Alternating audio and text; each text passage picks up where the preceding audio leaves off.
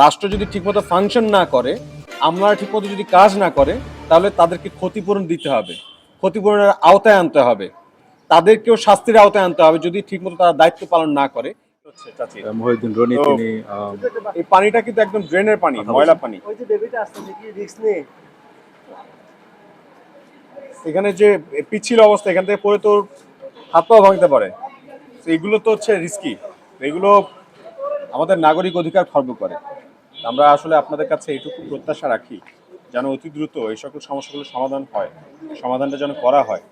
এবং আপনি জানেন যে আমাদের এই বৃহত্তর উত্তরায় প্রচুর পরিমাণ মশা, প্রচুর পরিমাণ মশা, মশার যন্ত্রণায় অতিষ্ঠ আমরা প্রত্যেকে। সন্ধ্যা হলে হচ্ছে রাস্তার বাইরে দাঁড়ানো যায় না, বাসায় গেলে রাতে ঘুমাইতে গেলে হচ্ছে মশাই টাঙানোর পরেও ঘুম আসে না। মশা হচ্ছে কানের কাছে সারাদিন ভ্যান ভ্যান করতে থাকে, সারাদিন হচ্ছে জ্বালায়। মশা আসলে আসতেছে কোথা থেকে?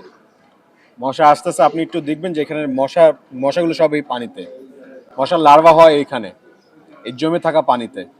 তো ডেঙ্গু কয়দিন পর তো ডেঙ্গুর সিজন চলে আসবে, দেখবেন যে ঘরে ঘরে প্রত্যেকটা ডেঙ্গু রোগী।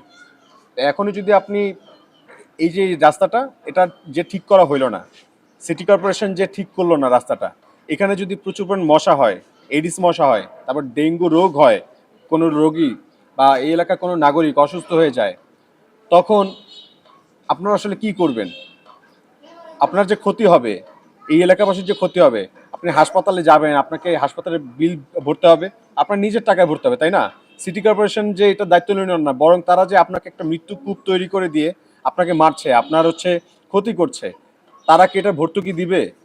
তারা কি ক্ষতিপূরণটা দিবে?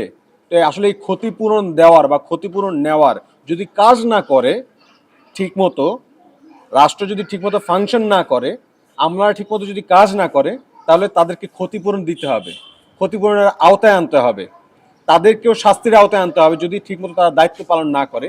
এই জন্য সংসদে গিয়ে অবশ্যই আইন পাশ করতে হবে। এবং ঢাকা 18 আসনের যিনি এমপি আছেন আমাদের জাহাঙ্গীর ভাই, তাকে আমরা আহ্বান জানাবো 18 আসনের প্রত্যেকটা নাগরিকের পক্ষ থেকে, আপনারা অন্তত সংসদে গিয়ে এই কথাটুকু অন্তত বলবেন যে আমরা দায়িত্ব অবহেলার, সরকারি কর্মকর্তা কর্মচারীদের দায়িত্ব অবহেলার সর্বোচ্চ শাস্তি হিসেবে তাদের চাকরিচ্যুতিও চাই, এবং কোনো নাগরিক যদি তাদের দ্বারা ক্ষতিগ্রস্ত হয় তাহলে সেটা ক্ষতিপূরণ আমরা চাই, এবং এটা দিতে তারা বাধ্য থাকবে। এই আইনটা আপনারা একটু পাশ করেন সংসদে, আমরা আসলে এটা চাচ্ছি, এটা আমাদের প্রত্যাশা।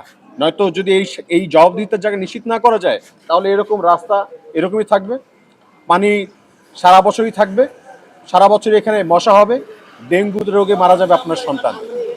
এখন সিদ্ধান্ত আপনাদের। ইসলাম, ভালো আছেন? এখন সিদ্ধান্ত আপনার যে আপনি কি করবেন, কিভাবে করবেন। এবং আমরা আশা রাখি 18 আসনের যিনি এমপি আছেন আমাদের জাহাঙ্গীর ভাই, তারও পরিবার আছেন, সন্তান আছেন, সেই সন্তানের মুখের দিকে তাকিয়ে হলেও আপনারা এটা নিয়ে একটু সমন্বয় করেন, যাতে সিটি কর্পোরেশন অতি দ্রুত এই সমস্যার সমাধানে তারা দায়িত্ব নেয়, হস্তক্ষেপ করে। আদারল্যান্ড 24, মাতৃভূমি, বিশ্ব সংবাদ 24 ঘন্টা।